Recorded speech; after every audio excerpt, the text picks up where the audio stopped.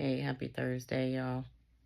Oh, you know what? Let me put my AirPod in so it probably can sound a little bit better.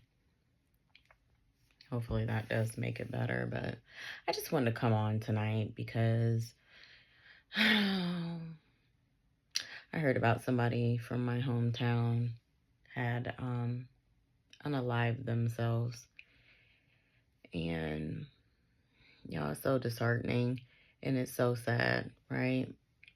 And what I mean by that is like to think that's the only option, you know? Like, I know I struggled in my younger days with depression, and it's like a blanket of comfort. And anything outside of that can feel almost like unnatural or not normal. So, when you get to a place where you've been in sadness or living in hurt for so long, it's hard for people to come out of that. And, you're going to have differences of opinions and thought processes from family members and friends regarding a loved one unaliving themselves. There might be anger, those feeling like it's selfish. Um, and then you have some people that might understand because they themselves have dealt with depression. And the thing about it is, mental health has been so stigmatized in the past. And I feel like there's more of an acceptance today about it. But it doesn't mean that people are willing to express what's in their hearts or what they're going through. The fact is, we all experience trials. We've all been through traumas in our life. And because of those things, um, no matter your race, your background, whether you come from wealth, middle class, poverty, it doesn't matter. Anybody can be faced with depressive thoughts and just a depressive stance. And I just feel for people because truth be told, like if you're not somebody that's ever dealt with depression or have had suicidal thoughts, it might be easy for you to judge that, you know. But I know that there's millions of Americans, and not even just Americans, but millions of people that struggle with mental health issues. And it's I don't want it to be like this a natural thing, right? Because of those trials, because of those traumas we've experienced, it can be natural to experience sadness and get depressed because of the sadness. You've stayed in it for so long. Um, and traumas and things in our life, they can cause us to lack trust in people. And I think the biggest thing about being depressed too is isolation, staying in isolation, feeling like nobody understands what you're going through, the judgment of the world, um, not having the ability to ask for help. I think all those things can play into it, whether you have a history of depression in your family. Um, there's so many factors that play into it. And, for those that are suffering or hurting tonight, you know, I know you've probably been through a lot in your life and you just don't know who to talk to. You don't know how to open up your mouth and speak upon the things that have occurred in your childhood or maybe in your teenage years or just whatever. Maybe it's fear of rejection. Maybe it's fear of being judged. Maybe it's um, just fear, period, that keeps your mouth closed. And a lot of times we can just stay in our heads and it's like we're rolling over the same thought processes. We're rolling over what happened. We're rolling over what we're going through. And, the one thing is we only have our thoughts, right? And so we maybe only think of that thing in one specific way and we're trying to roll over scenarios or whatever, right? And I think that, again, this kind of ties to being, having good support, having people in your life that you can trust, having a safe space to be able to release those things that are in your heart, and it's hard to be vulnerable. You know what I mean? Like, especially when you have been betrayed, when you have dealt with mistrust in your father or your mother or your brother or your sister, just whatever, we never know what people are going through. We never know what is in a person's background and their story that would make them, again, unalive themselves. And I have to be careful what I say because, it's YouTube and the censorship, right? But I just want to say, if you are hurting or if you are struggling with thoughts and you can't get out of that space and you see yourself going into an isolated like status, that is not healthy. And that can get, again, it can become a comfort and a blanket, and then it becomes very hard to get out of that. I just want to encourage somebody, you have to find help. You have to reach out to someone. Do you have a safe space? Do you have a pastor? Do you have a best friend? Do you have a relationship with God? And God uses people, you know, people on the earth. That is how God's message gets sent out in the world. He uses people.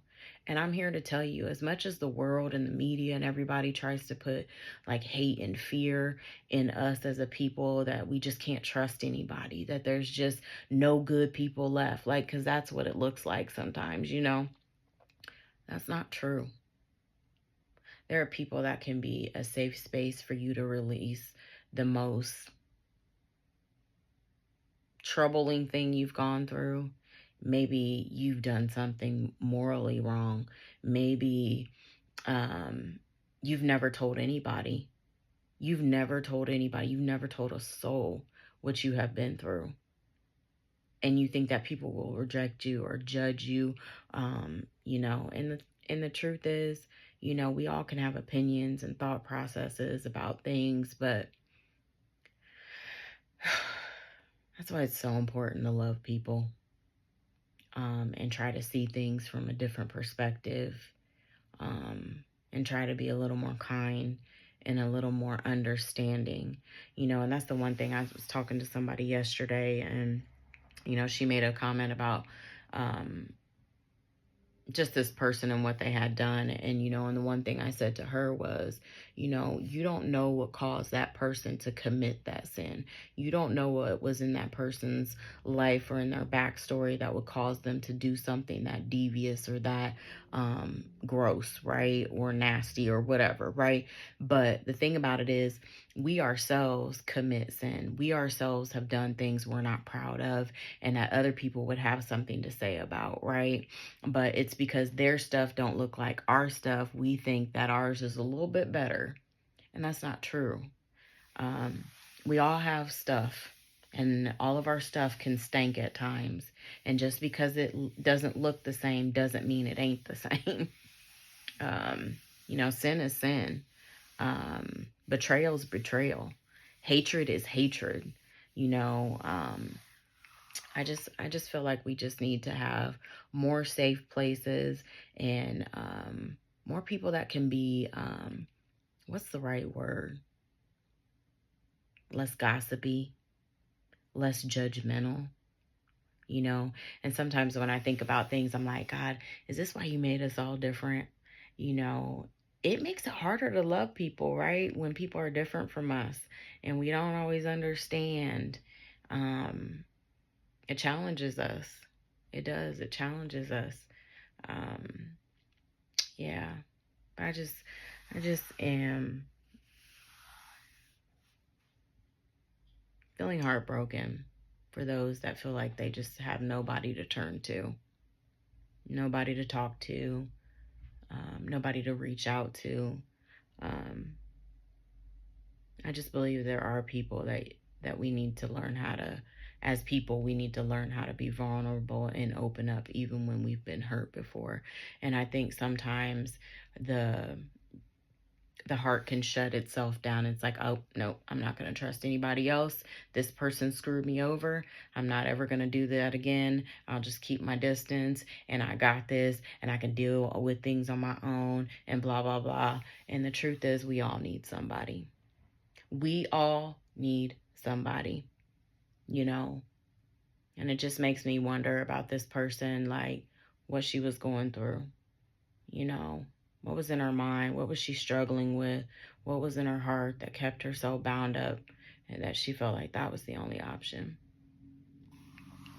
So if you're struggling tonight with depression, I pray that God would send people in your path. I pray that He would open your eyes up and allow you to speak upon what it is that's in your heart.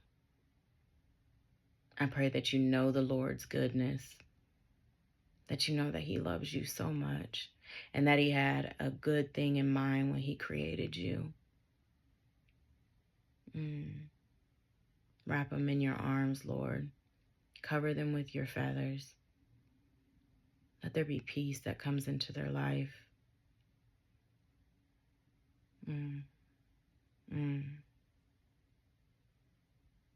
No one should have to suffer in silence. We shouldn't have to suffer in silence.